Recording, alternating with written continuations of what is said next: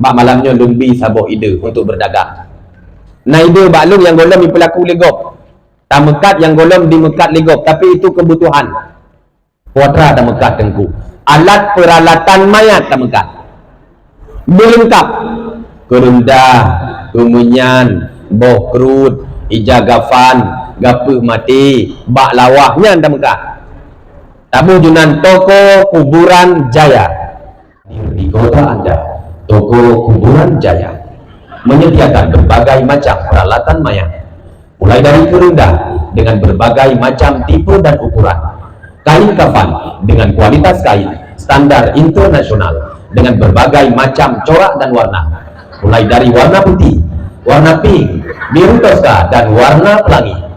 Kami juga menyediakan berbagai macam aksesoris untuk mayat, mulai dari kuningan, bau gapuh mati untuk juluklah ruhung mayat, ruhung hidup, ruhung kunyung, dan ruhung lainnya. Kami juga menyediakan batu nisan original yang kami dapatkan langsung dari Kerung Sawang.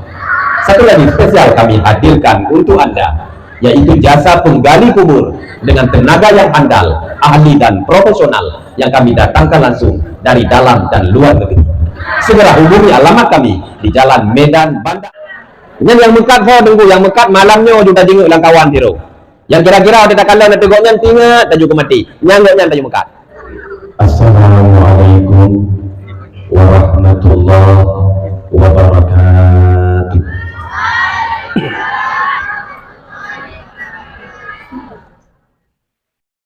Alhamdulillah, alhamdulillahil malikid dayyan, wassalatu wassalamu ala Muhammadin sayyidi waladil adnan wa ala alihi wa sahbihi wa tabi'ihi ila maris zaman. Asyhadu an la ilaha illallah wahdahu la syarikalah, al-munazzahu anil jismiyati wal jihati wal zamani wal makan. Wa asyhadu anna sayyidana Muhammadan abduhu wa rasuluhu alladhi kana khuluquhul Qur'an. Amma ba'du, fa ya ibadar rahman, usikum wa nafsi bitaqwallahil mannan al-qaili fi kitabihil Qur'an. Wa ma kana al-mu'minuna liyanfiru kaffah falawla nafara min kulli firqatin minhum ta'ifatun liyatafaqahu fiddin wa liyunziru qaumahum idza raja'u ilaihim la'allahum yahzarun. Sadaqallahul azim. Para santri dan santriwati sekalian, sidang jamaah yang dimuliakan Allah, mari untuk langkah yang pertama segenap puji dan syukur sama-sama kita panjatkan kehadirat Sang Penguasa Jagat Alam, Allah Rabbul Jalali wal Ikram, atas limpahan rahmat, nikmat dan karunia yang sampai detik ini alhamdulillah masih terpatri di dalam kehidupan kita bersama. Di antara begitu banyak nikmat Tuhan yang pada kesempatan yang berbahagia ini masih kita rasakan, ada satu nikmat yang kata Rasulullah sering dilupakan, yaitu nikmat kesehatan. Memang di malam yang cerah ini tidak semua yang hadir diberi nikmat berupa harta dan kekayaan. Kita yang berkumpul di malam ini tidak semua diberi kesempatan memiliki nikmat pangkat dan jabatan. Begitu juga kita yang telah berkumpul di lapangan yang berbahagia ini tidak semuanya diberi karunia berupa rupa yang cantik dan menawan. kita harus mengakui di malam yang mulia ini semuanya diberi nikmat berupa kesehatan. Karena nikmat-nikmat besar yang diberikan oleh Allah tanpa diiringi dengan nikmat kesehatan, maka nikmat tersebut akan kurang nilainya, akan minim manfaatnya. Contoh yang paling mudah, tegedi malamnya legetanyo lebih nikmat li Tuhan berupa rumah besar. Kita diberi nikmat berupa kendaraan yang besar. Kita diberi nikmat berupa kebun yang besar. Kita diberi nikmat berupa calon-calon istri yang besar atau calon suami yang besar. Nikmat yang besar-besar tadi akan kurang nilainya jika Allah tidak mengiringinya dengan satu nikmat besar lain, yaitu nikmat kesehatan. Apalah guna rumah yang besar, apalah artinya kebun yang besar, apa gunanya kendaraan yang besar, tapi apabila tubuh kita terbaring kaku di atas kursi roda, kaki tidak bergerak, tangan tidak mampu digerakkan, lidah keluh tidak bisa mengeluarkan kata-kata, hanya mata yang mampu berkedip. Allah memberikan kita penyakit stroke. Jadi tidak ada manfaatnya nikmat-nikmat besar yang telah Ustadz sebutkan tadi apabila Allah tidak mengiringinya dengan nikmat kesehatan. Maka alhamdulillah di kesempatan yang berbahagia ini nikmat besar itu masih kita rasakan. Alhamdulillah. Selanjutnya rahmat dan sejahtera semoga senantiasa Allah limpahkan keharibaan junjungan kita, salah seorang makhluk agung yang pernah tercipta, di mana bumi ikut tersenyum menyambut kedatangannya, dan langit pun tak henti-hentinya menangis ketika tahu kepergiannya. Beliau adalah baginda Rasulullah Muhammad afdalus salawati wa azkas salam, yang jangankan kita sebagai umatnya, orang-orang di luar Islam sekalipun yang mereka tidak mengakui kerasulan Muhammad, tapi mereka juga salut dan kagum kepada Nabi kita. Tinggal luntuan, ada salah seorang penulis terkenal namanya Michael Hart. Ditulis sebuah buku yang berjudul The 100 Ranking of the Most Influential Person in History. Arab mukilah lidah-lidah. Kembayang lengkung di kere-kere bahasa Inggris. Behi talung-talung dengan moderator acara. Nandu Wardi, tahu artinya? Sama.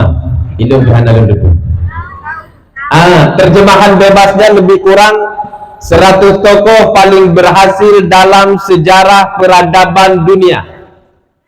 Michael Hart menempatkan Nabi kita di urutan pertama. Padahal dia bukan orang Islam, dia tidak percaya terhadap kerasulannya Nabi kita, tapi dia kagum kepada sosok yang bernama Muhammad. Begitu juga salah seorang tokoh di Hindia, Bagampung Saharukan, Mahatma Gandhi, orang Hindu, tokoh dalam agama Hindu, Mahatma Gandhi. Pernah dalam satu artikel, dalam satu tulisannya yang berjudul Muhammad and the Teaching of Quran, di dalam artikel tersebut Mahatma Gandhi bercerita bahwa dia selalu mengucurkan air mata ketika membaca sejarah Nabi kita. Maka alhamdulillah di kesempatan yang berbahagia ini kita bukan cuma sebatas kagum, kita bukan cuma sebatas membaca risalah-risalah beliau, tapi kita juga diberi kesempatan oleh Allah untuk beriman dengan sesungguhnya kepada beliau. Selanjutnya rahmat dan sejahtera pula kepada keluarga dan sahabat beliau sekalian yang telah satu hati, satu langkah dan satu tujuan kala membantu Rasulullah di dalam mengemban dan menegakkan tugas risalah. Yang kami hormati, yang kami ta'zimi kepada yang mulia guru rohani kita bersama, pucuk pimpinan Dayah Madinatul Ilmiyah Syamsud Duha yang sama-sama kita cintai. Yang kami hormati, yang kami ta'zimi kepada seluruh guru-guru kami sekalian, para ustadz-ustadz dan ustazah kami yang tidak kami sebutkan satu persatu, kepada seluruh santriwan dan santriwati sekalian, hadirin wal hadirat sidang jamaah yang telah berkumpul di kesempatan yang berbahagia ini. Baiklah hadirin para santriwan dan santriwati, adik-adik yang kami hormati. Oh ilahnya apa yang tak sepakati ilah ini udah penggahaba pakai bahasa tu, bahasa Aceh, bahasa Toko, bahasa Arab, atau bahasa Inggris. Bahasa Inggris insyaallah lanjut baju-baju walaupun hana letak. Secret 2 insyaallah aja. Jadi 1 2 insyaallah bisa. Kalau 1 1 2 2.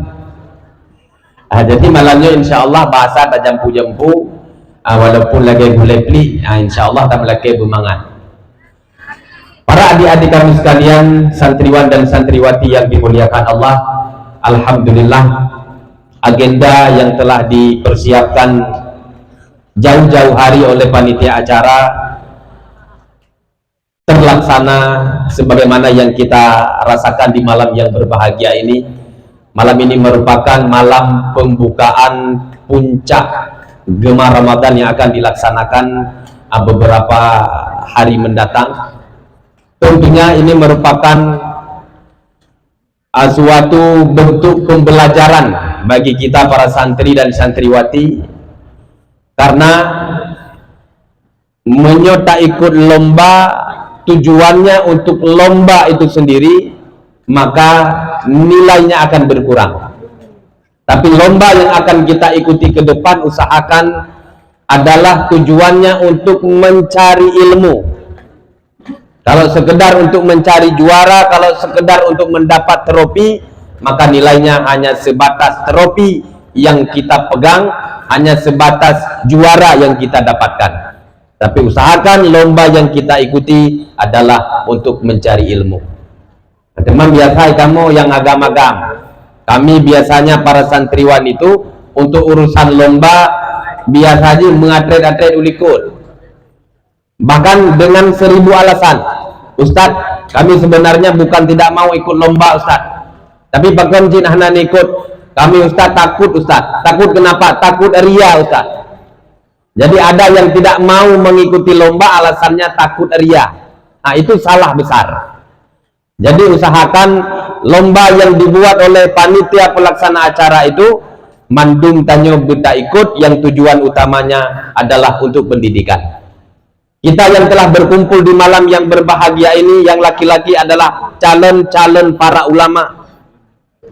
Di sini ada ulama tauhid, di sini ada calon ulama fikih, di sini ada calon ulama nahu, di sini ada calon waliullah. Nah, biasanya terlihat dari sini, terlihat ketika ibut waktu malam. Kalau calon-calon ulama fikih biasanya dia akan selalu berdebat tentang ilmu fikih. Kalau calon-calon ulama nahu biasa pendebat bari, tapi kalau calon-calon ulama tauhid sering dakwah tentang tauhid. Cuma yang sering dengar dengku bahasa binti, itu calon waliullah, nyampe ganggu-ganggu.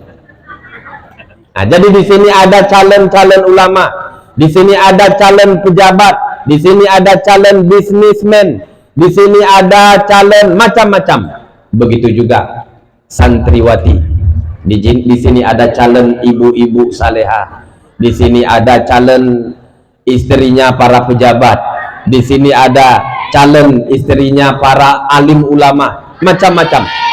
Oleh karenanya kita harus giat dalam belajar, dan pada kesempatan yang berbahagia ini dalam momentum memperingati bulan Muharram, ada satu peristiwa besar yang tidak hanya kita di Syamsud Duha ini yang memperingatinya, tapi juga umat Islam seluruh dunia, yaitu peristiwa hijrahnya Nabi. Maka di malam yang mulia ini kita mencoba merekonstruksikan atau mencoba untuk belajar dari sisi perjalanan hijrahnya Rasulullah untuk bisa kita terapkan di dalam kehidupan. Tinggal luntuan dan saboh kitab yang ditulis oleh salah seorang ulama terkenal, namanya Safiyur Rahman Al-Mubarakfuri, dalam kitabnya yang berjudul Rahiqul Maktum, kitab Sirah Nabawiyah. Di situ tertulis tentang peristiwa hijrah Nabi. Ternyata hijrah Nabi berangkat dari Mekah ke Madinah itu bukan pada bulan Muharram, bukan. Nabi hijrah berangkat dari Mekah ke Madinah terjadi pada bulan Safar, tanggal 28. Nabi tiba di Madinah, yaitu di Kuba, tanggal 8 Rabiul Awal. Jadi Nabi hijrah ke Madinah bulan Safar, tiba beliau di Madinah pada bulan Rabiul Awal, tapi kenapa hijrah Nabi malah diperingati bulan Muharram? Ada yang salah? Apakah para ulama kita mencoba untuk menutup-nutupi?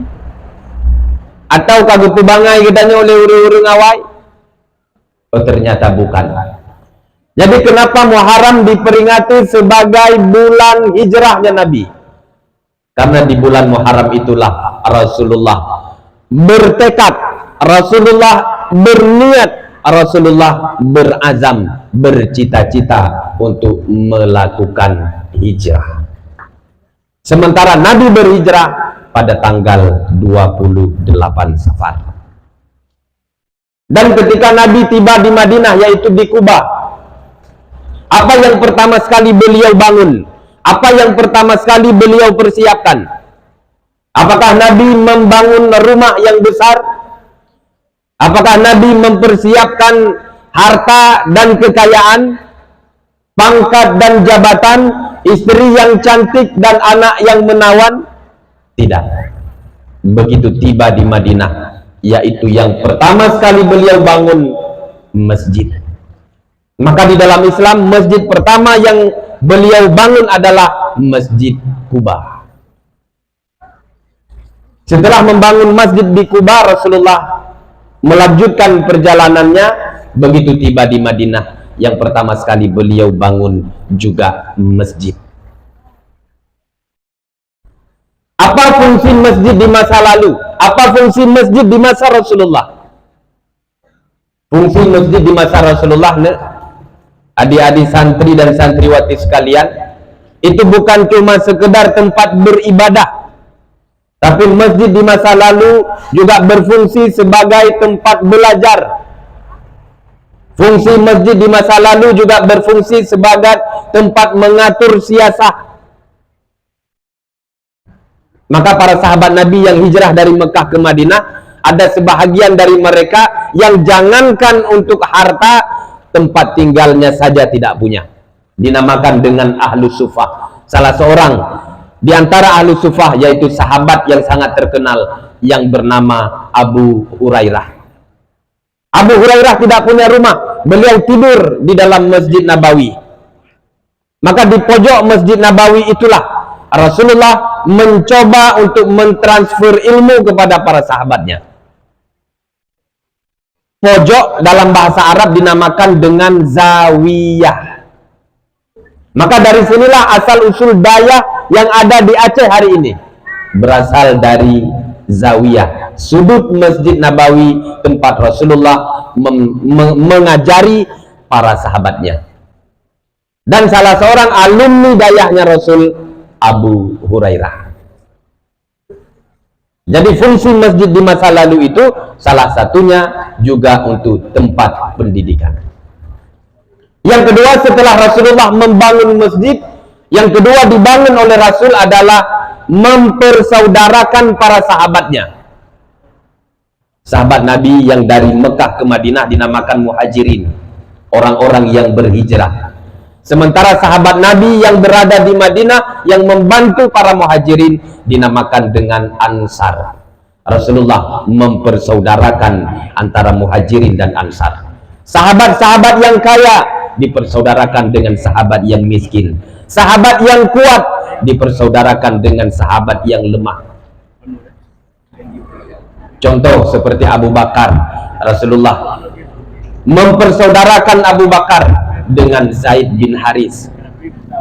Ali bin Abi Thalib, Rasulullah persaudarakan dengan Huzaifah ibnul Yaman. Ada salah seorang sahabat Nabi yang terkenal dengan kekayaannya, tapi ketika hijrah dari Mekah ke Madinah, hartanya ditinggal di Mekah. Abdurrahman bin Auf dipersaudarakan dengan Sa'ad. Sa'ad merupakan sahabat Nabi di Madinah yang hartanya lumayan, istrinya juga banyak. Ketika Abdurrahman bin Auf dipersaudarakan dengan Sa'ad, maka Abdurrahman bin Auf diajak oleh Sa'ad ke rumahnya. Begitu tiba di rumah, kata Sa'ad kepada Abdurrahman, "Wahai sahabatku Abdurrahman, di kota Madinah ini aku adalah orang yang terpandang. Aku punya harta, tokoku juga banyak, dan aku juga punya istri. Pada hari ini coba tunjukkan kepadaku toko yang mana yang engkau inginkan, akan aku berikan kepadamu. Aku punya istri 4, coba tunjukkan kepadaku malam ini mana di antara istriku yang berkenan di hatimu, akan aku ceraikan dia dan aku nikahkan dengan engkau, wahai sahabatku Abdurrahman bin Auf." Apa kata Abdurrahman bin Auf setelah mendapatkan tawaran Sa'ad? Mungkin menyebab getanyo getawarkan, kau pasti tak pilih toko yang paling raya dalam kawan. Waktu dia pilih salah seorang isteri beliau, tentu kita akan memilih salah satu istrinya yang paling cantik. Tapi tidak demikian yang dilakukan oleh Abdurrahman bin Auf. "Wahai sahabatku, aku bukan menolak permintaanmu. Aku sangat menghargai apa yang telah engkau berikan kepadaku. Tapi maaf, aku hanya minta satu kepadamu, wahai sahabatku." "Apa yang engkau minta, wahai Abdurrahman bin Auf?" "Daluni ila sauq."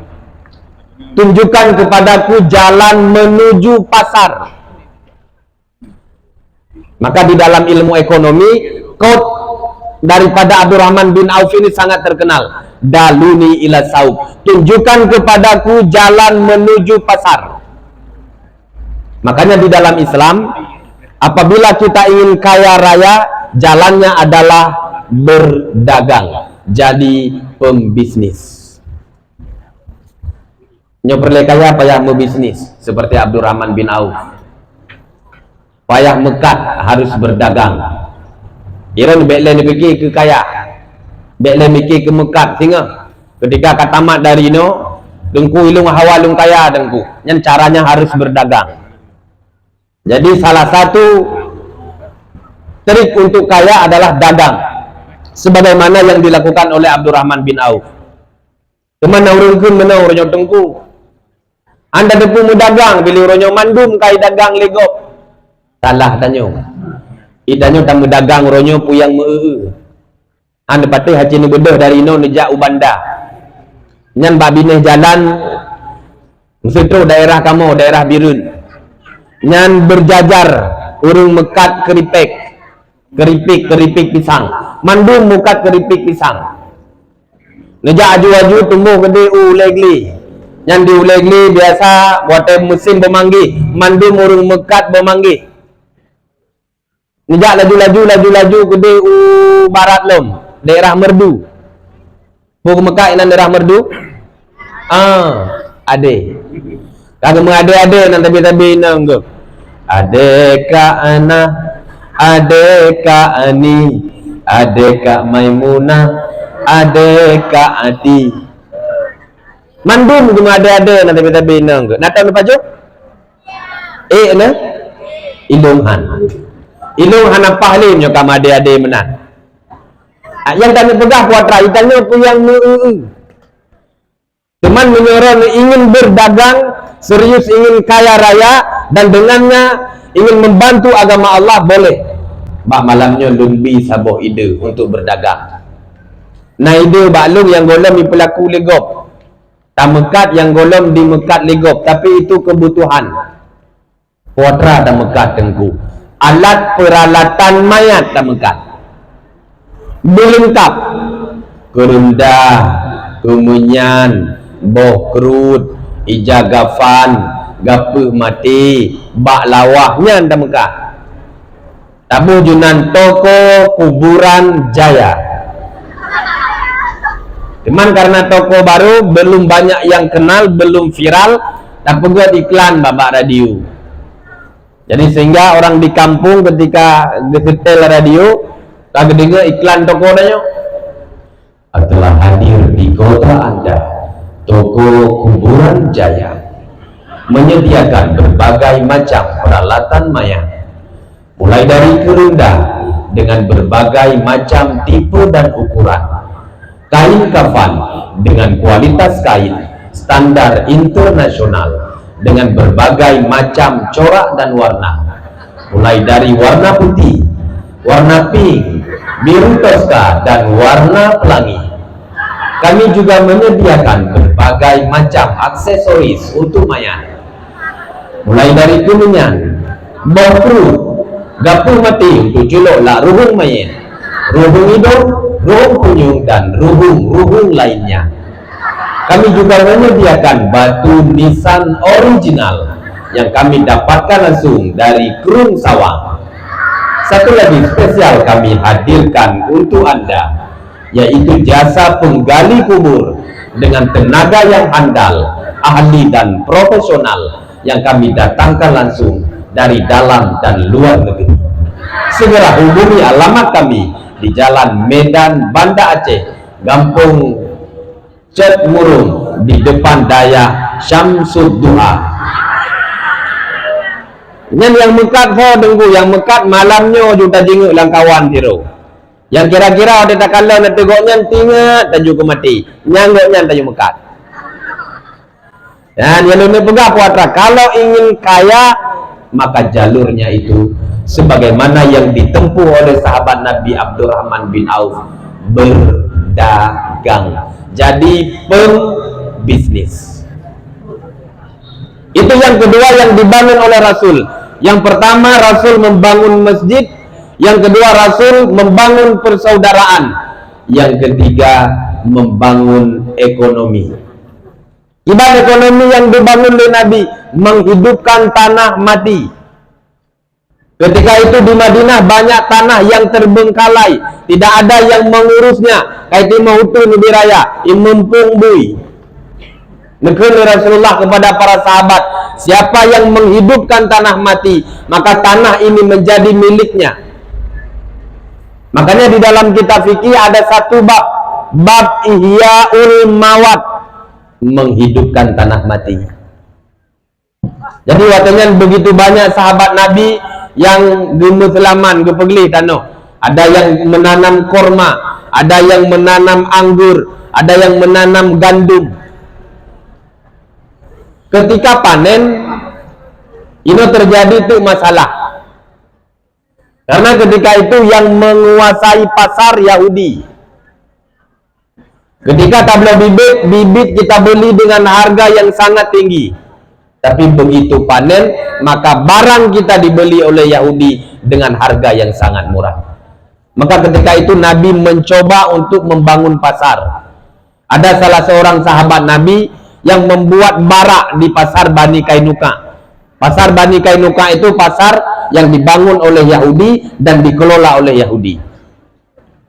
Ka'ab al-Ashraf sebagai bedengkot Yahudi membakar barak yang dibangun oleh sahabat Nabi tersebut. Lalu sahabat Nabi pulang dan melapor kepada Rasulullah, ya Rasulullah, barak yang ingin kita jadikan sebagai tempat untuk transaksi jual beli telah dibakar oleh Ka'ab al-Ashraf dan dia sangat marah ya Rasul. Apa kata Nabi ketika itu? Wahai sahabatku, tenang. Kita akan membuat Ka'ab al-Ashraf lebih marah daripada marahnya hari ini. Apa yang dilakukan Nabi sehingga Ka'ab akan lebih marah dari hari ini? Ternyata Nabi ingin membangun pasar. Nemita tek Nabi tanah yang cocok untuk membangun pasar. Nah sahabat yang bertunjuk ino, nah sahabat yang pelemah ide, ada sahabat yang babat tempat lain. Lalu Nabi memilih satu tempat yang letaknya tidak jauh dari Masjid Nabawi dan di sampingnya itu ada perkuburan. Maka di tempat itulah Nabi membangun pasar yang dinamakan dengan Saukil Manakah, pasar Manakah.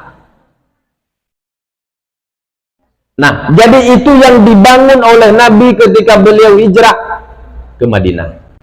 Maka kalau kita ingin benar-benar hijrah, maka ikutilah pola hijrahnya Nabi. Nabi yang pun membangun masjid, fungsi masjid adalah untuk pendidikan, fungsi masjid adalah untuk memperdalam iman. Setelah itu Rasulullah mempersaudarakan para sahabatnya agar para sahabat punya kekuatan, umat Islam akan ditakuti oleh lawan.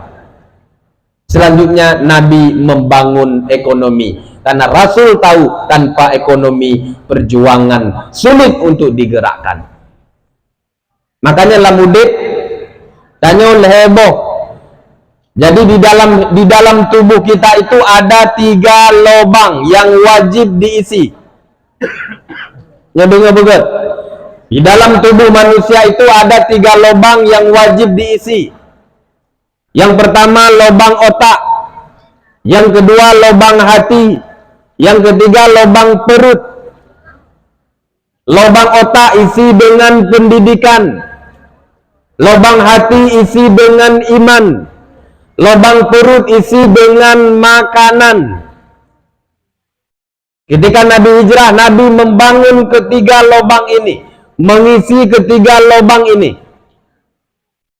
Lubang pendidikan, otak yang pertama. Nabi membangun masjid. Di masjid Nabi mentransfer ilmu kepada sahabat, ngeisi otak para sahabatnya dengan pendidikan. Begitu juga masjid itu adalah tempat ibadah, tempat memperkokoh iman kepada Allah. Nabi membangun isi hati para sahabatnya. Begitu juga Nabi tidak lupa membangun isi perut. Makanya Nabi mengihyaul mawat, menghidupkan tanah mati, menghidupkan ekonomi, menghidupkan pasar. Jadi para nabi dan rasul itu semuanya bekerja. Mulai dari Nabi Adam sampai dengan Nabi kita Nabi Muhammad, semuanya bekerja untuk mengisi perut. Mulai dari Nabi Adam sebagai petani, Nabi Nuh tukang kayu, nemita kayu di gunung Talak, bebedrun kena ke pulau. Nabi Idris tukang jahit, Nabi Musa pengembala domba, Nabi Daud pandai besi, Nabi Sulaiman yang padahal beliau raja tapi juga bekerja, tukang pintal kapas menjadi benang. Sampai Nabi kita Nabi Muhammad juga bekerja sebagai pedagang. Jadi 3 lubang yang ada di dalam tubuh ini wajib diisi. Lubang otak, lubang hati, lubang perut. Dan alhamdulillah Dayah Madinatul Diniyah Syamsud Duha adalah salah satu lembaga pendidikan yang peduli kepada 3-tiganya. Jadi di sini kita tidak hanya dididik untuk pandai dalam urusan isi otak, tapi kita juga dididik untuk punya hati. Karena punya utak saga yang tak pucaran, maka tentunya akan lahir generasi-generasi yang memiliki otak tapi tidak memiliki hati. Idanya tadi di ino bunaman lebo. Sehingga nantinya akan melahirkan manusia-manusia yang otaknya pandai berpikir, hatinya pandai berzikir, dan tangannya pandai berkarir. Naman heboh. Maka adik-adik lun sekalian, para santriwan dan santriwati Ban Bandung, tanya dalam menuntutnya, Guna padu-padu boh perkara sebagai penunjang.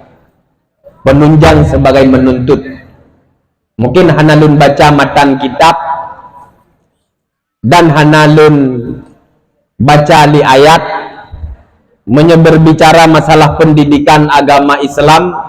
Nyo lagi yang luntuan baca ayat ba'awai dalam surat At-Taubah. Dalam surat At-Taubah asbabun nuzulnya itu ketika terjadi perang Tabuk. Para sahabat Nabi ketika itu semuanya ingin pergi berjuang di medan pertempuran. Hingga hanali yang tinggal di kampung turun ayat yang luntuan baca ba'awai bunuh. Wa makanal mu'minu liyanfiru kaffah. Orang-orang mukmin itu tidak boleh semuanya pergi ke medan peperangan. Harus ada satu kelompok, satu golongan yang menetap di kampung halamannya untuk memperdalam ilmu agama. Tujuannya adalah liyunziru qaumahum idza raja'u, untuk memperingatkan, untuk puluk kaum ketika mereka pulang dari medan peperangan. Jadi dalam kondisi perang sendiri, agama Islam masih peduli kepada pendidikan. Cuman jamun, karena ketika perang itu kaum muslimin keluar kampung untuk berperang, sehingga harus ada sebahagian yang tinggal di kampung memperdalam ilmu agama. Urangnya membalik. Urangnya harus ada sebahagian umat Islam yang meninggalkan kampungnya. Hojak tengku ke Syamsud Duha, ngapain tengku? Memperdalam ilmu agama. Setelah itu tengku pulang kampung untuk memperingatkan orang-orang yang ada di kampungnya masing-masing. Jadi ini tugas berat. Tugas berat kita. Menurunnya nah naurungkeun lagi yo. Naurungkeun kita santri-santri dan santriwati itu adalah orang-orang pengangguran. Jadi dipikir danyo ino hidayahnya nganggur danyo hanabut sapu. Makanya perle payah lum pegak bahwa kita di sini di Syamsud Duha ini bukan manusia penganggur, bukan. Kita sedang mengerjakan tugas besar. Bos gudanya so Allah, pada tugas yang diberikan oleh Allah kepada kita, menetap di sini liyatafaqahu fiddin, berdalam ilmu agama. Jadi beraya but yang tengah dah pelakunya. Kita sedang mengerjakan perkara besar. Jadi karena yang kita kerjakan adalah perkara besar, maka butuh ilmunya, butuh konsep, harus ada rumus. Mutajak ublang menteng pi perle konsep, perle rumus, harusna manajemen. Itu untuk urusan kecil dan hanya untuk urusan dunia. Kemana cina bayang urusan raya dan urusannya adalah akhirat. Maka perlu kepada manajemen dan ilmu serta rumus yang benar. Maka dalam tajabut, yang pertama konsep yang harus payah gitanyo perbaiki. Menyokap betul hana payah perbaiki le. Jadi rumus ketika kita menuntut, yang pertama adalah memperbaiki niat. Sebagaimana Nabi ketika berhijrah, yang pun tan hijrah li Rasulullah adalah hati. Begitu tiba bulan Muharram, Rasul memperbaiki hati, mengasah tekad. Maka itanyo yang katru kuno, perbaiki hati, bulatkan tekad, niat kita, betulkan niat bahwa kita menuntut ilmu agama, tujuannya adalah untuk liyunziru qaumahum idza raja'u. Kita sedang mengerjakan tugas yang sangat besar yang dibebankan oleh Allah kepada kita. Menyetujuan mita kaya lagi lun pegah buno. Kalau tujuan kita ingin kaya, maka nanti setelah menuntut nyan baru jadilah sebagai bisnismen. Hari ini tugas kita menuntut. Jadi perbaiki niat. Itu yang pertama. Yang kedua, ketika menuntut be bagah malim. Ya. Jadi kalau bahasa Acehnya be bagah malim. Iban maksud tengku be bagah malim. Jangan cepat merasa alim. Jangan merasa diri kita bahwa sudah paham betul tentang agama. Karena menyebagah merasa malim, yang pertama aili tadeng hidayah, wo gampung. Telpon mak, telpon ayah dijemput long, ailun deng li hidayah. Paken merasa kamalim. Bagah wo gampung. Alaman yang kedua wadah kata wo gampung, merasa bagah malim baru muput halah gop. Tengku himum kahana betul. Wadah baca Fatihah sin kuring lipe. Sat hana getubai, obat kuring bulat. Hana pah tengku himum. Alaman kita merasa sudah alim, maka hai tablo pakaian. Kita akan berlomba-lomba untuk memakai pakaian sebagaimana pakaian orang alim. Peci buyang kijungkai manya, baju kuku yang yumpur tu ribe sabo, ija kerung yang heboh huruf B H S.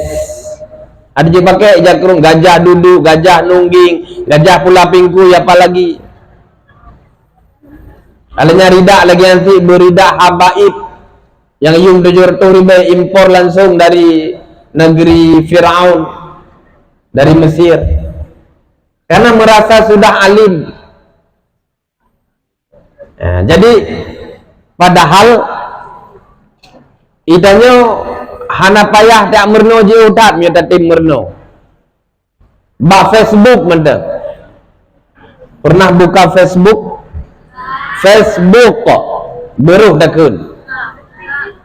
Menanda buka Facebook, takalan beranda tertulis di atasnya, ubiraya metulis, apa yang Anda fikirkan. Oleh saya buka Facebook, so buka Facebook. Bang Syuib, Bang Syuib. Bang Mark Zuckerberg. Nama ngan Facebook, ngan si Mark Zuckerberg. Jadi si Mark Zuckerberg menanda buka Facebook dia langsung ditulis apa yang Anda fikirkan. Dan padahal Mark Zuckerberg Yahudi. Jadi bim Yahudi mentang itu pu. Watra itu pu. Apa yang Anda fikirkan menanda buka Facebook. Bukan apa yang Anda pakaikan. Jadi seolah-olah dia ingin menitip pesan kepada kita bahwa pikiran itu lebih penting ketimbang pakaian. Nah, maka ditanya hana payah melomba-lomba hari lebak pakaian. Yang penting adalah pikiran. Maka dalam menuntut bagah malim, jangan merasa sudah alim. Jadi puas dengan ilmu. Jangan cepat merasa puas dengan ilmu. Nah, itu yang kedua. Elemen yang ketiga, dalam menuntut ilmu itu harus istiqamah. Baik lagi 5 merat. Jangan seperti sapi merumput. Tahu 5 merat? Sapi merumput. Jadi 5 merat watai kalian kedua tunang bak lampuh gop rumah cukup hijau ini. Ibu dah pelung gede. Watai tu bak lampuhnya ni kalian gede barat rumah ide cukup hijau pelung barat. Alanya ni kalian baru ide cukup hijau pelung gede baru. Tinggal dalam siuronyan habis watai bak pelung-pelung merat hana merumput. Begitu juga ketika kita dalam menuntut. Sekarang kita sudah di Syamsul Duha. Bet bayang umahnya hawa nu jauh lain. Nyo hawa jauh banda. Wadah kata banda umahnya sangpah Medan. Wadah kau Medan nyo sangpah Jawa. wate ja aju ngan yang ino syamsul duha meret aju bai tete kabih wate kawi sudah urun katumbun ilme ka penuh itanyo gaduh wit metapu wana merempe maka tetap istiqamah di syamsul duha. Kepu yang terbayang terhadap lung olain. Kalau berbicara ilmu hari ini menyemantang inolam dunia, maka saban ilmu yang dipelajari, apalagi di Aceh. Nya ulang tajak saban. Menyebut kitab dayah malam. Kalau kelas 1 fikahnya tetap matan takrib. Uku baru bajuri. Selanjutnya baru i'anah. Alinya tafsir tetap tafsir Jalalain. Nya ulang tajak saban. Segelasa malam potra gubernur kaedah makna kalau di dayah itu.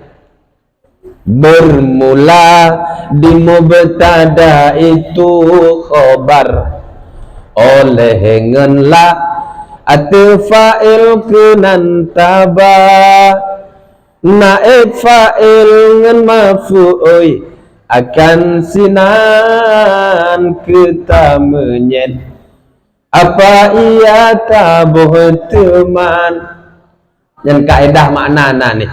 Kalau di Jawa ada juga, di Jawa namanya utawi iku. Fa utawi limubtada iku khobar opo limaf ulen wana ibih dohar wa in limaf ulen bihi krono limaf oli ajlihi wa ing dalam dorob serta limaf ulen ma'a wa kang sifah silatu mausulin kada mislu sifah wa mutlaqul maf'uli fihi kelawan kada kaba ul jarru fatlu bil bayan opo ne'li tamyizi hali halu fajtahidu bil ifdiyari jalu. Nah, itu kalau di Jawa namanya utawi iku. Kalau di Aceh namanya kaedah makna. Cara mudah untuk memaknai kitab-kitab gundul plus tanda i'rabnya. Jadi di Aceh ulang nejak menan. Menyoglasa nyan pelajaran yang gubernur. Alinya yang dipubuk juga sama. Saja badai lain dipubuk Quran, batanyo juga Quran. Kecuali ino batanyo Quran dipubuk, badai agok Injil, awnya anapu ujil la kaizin. Nya bak lain taban ti. Alinya itu batanyo gubernur tafsir Jalalain. Di dayah lain tetap tafsir Jalalain. Kecuali di Syamsul Duha tafsir Jalalain, di dayah lain tafsir jalan lain. Ohnya baru jauh lain. Alian batanyo di Syamsul Duha yang mengajar ada Ustadz Syuib, ada Ustadz Abu Bakar, ada Ustadz Ismail. Badayah lain lagi nyancit. Kecuali badayah Ustadz Syuib, badayah tanyo Ustadz Abu Bakar, badayah lain yang purno yang tumubut gure malam Malik Mawad contoh. Nyan je jauh lain. Gure subuh malaikat Jibril. Ohnya hanapu la kaizin. Jadi sama antara apa yang diajari di sini dengan di tempat lain. Maka istiqamah itu yang sangat penting. Jadi baik bagah tak wow gampung. Nah, terlebih tanya yang inang biasa, yang gadih-gadih. Yang gadih-gadih biasa bagah icok leklung. Mamanya icok leklung putih hule je lah. Icok leklung hitam hule. Ladun si kelung mule hitam. Jadi tanya dalam dayah mana kebiasaan menyuruh gadis yang bagah kawin. Padahal nak kaedah untuk nikah untuk kita di dayah. Kalau kita di dayah itu kaedah nikahnya adalah an-nikahu maklum wa waktuhu majhul wa su'ila anhu bid'ah. Nikah itu maklum, siapa saja paham tentang bab nikah. Jangankan orang rayu, anak mi gelasa, ada kena bab nikah. Ciri di hai but, pakai pampers. Nyebab nikah.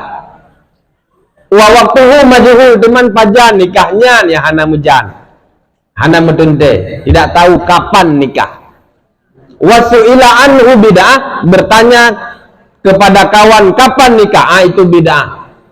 Ujung tu tarik ju hadis Nabi, kullu bid'atin dalalatun wa kullu dalalatin finnar. Sama dengan kesimpulan ji, siapa yang suka bertanya kepada kawannya, kamu kapan nikah, ujung-ujungnya adalah isi neraka.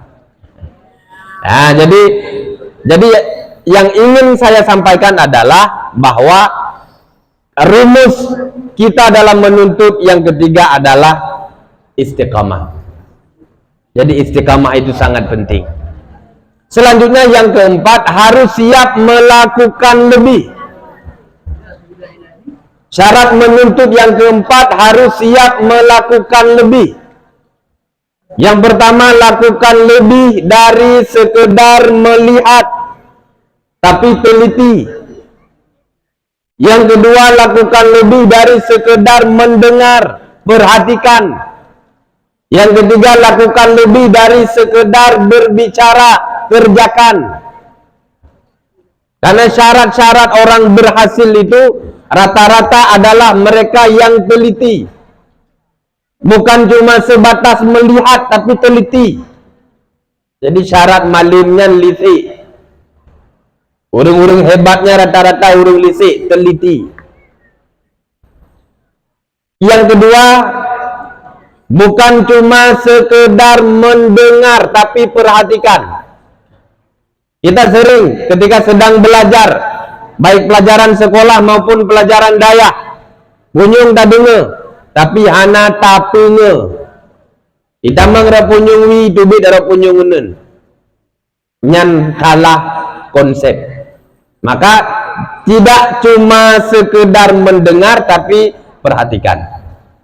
Kalinya yang ketiga, tidak hanya sekedar berbicara, tapi kerjakan, praktekkan ilmu yang telah kita dapati. Itu juga bahagian daripada syarat atau rumus dalam menuntut ilmu. Yang terakhir, tabote.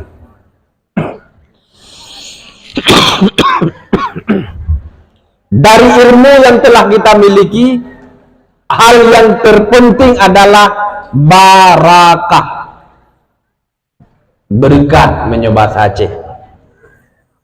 Karena sehebat apapun ilmu yang kita miliki, sedalam apapun ilmu yang kita dalami, kalau tidak ada berkahnya, maka ilmu tersebut tidak akan bermanfaat. Keput deman ilmu kita cukup manyang, tapi menyeberkatannya waktu tahu gampung. Jangankan urung yudang khatib, jangankan urung yu ceramah, jangankan urung yudang imum, meyazan anak tahu. Jadi han berkat. Maka ilmu itu di samping banyaknya, ada juga yang terpenting, yaitu berkahnya. Bagaimana agar ilmu itu berkah? Caranya dua. Yang pertama, ta'zimul ilmi. Yang kedua, ta'zim ahli ilmi. Jadi agar ilmu itu berkah, yang pertama ta'zim ilmu yang kita miliki. Bagaimana cara mentakdiminya? Amalkan. Yang kedua, bagaimana cara mentakdim ahli ilmi? Ahli ilmi adalah orang yang mengajarkan ilmu itu kepada kita, para guru-guru kita, para ustadz-ustadz kita, takdimi mereka.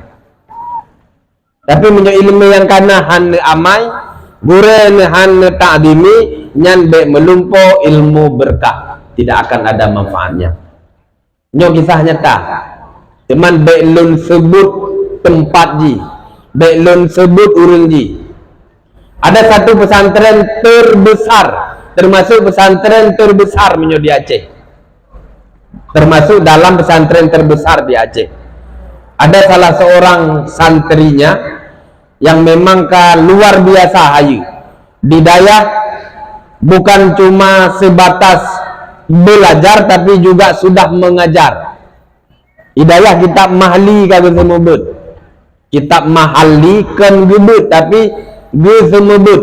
Bukan belajar mahalli tapi mengajar kita mahalli.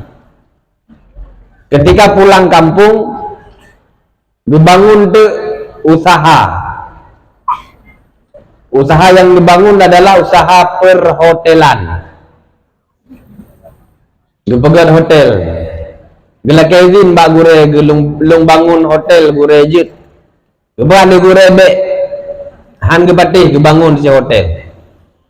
Tidak cuma sebatas membangun hotel, tapi juga membangun patung di depan hotel. Gebah legurebe hang gebede. Ludo, jangankan kita mahalli yang padahal bukan cuma sebatas belajar mahalli, tapi juga sudah mengajar kita mahalli. Matan takrib becok hang gedong bacali. Jangankan kita mahalli, matan takrib saja sudah tidak bisa dan tidak mampu beliau membacanya lagi. Padahal ketika di Dayak beliau sudah mengajar mahalli. Pakan sampai menan. Yang pertama, tidak takzim terhadap ilmu. Ilmu ke kana tapi hang gede mamai. Patung tak begut. Algan yang kedua ke pegah legurehan ke pati. Tidak takzim terhadap ahli ilmu. Maka ilmunya diambil kembali oleh Allah. Maka adik-adik lulus sekalian, para santriwan dan santriwati sekalian, maka di dalam menuntut ada rumusnya, ada caranya, ada manajemennya, sebagaimana yang Khalilun Tuan sampaikan di Mengbok Gunung. Maka mari kita mencoba untuk hijrah dan mengikuti pola hijrahnya Rasulullah, yaitu hijrah dari 3 perkara, yaitu isi perut, isi hati, dan isi otak. Isi perut, isi dengan makanan yang halal. Isi hati, isi dengan iman. Isi otak, isi dengan pendidikan. Insya Allah kalau hebohnya kalau tak isi, maka kacocok apa yang kita perjuangkan dengan apa yang diperjuangkan Rasulullah ketika beliau hijrah dari Mekah ke Madinah.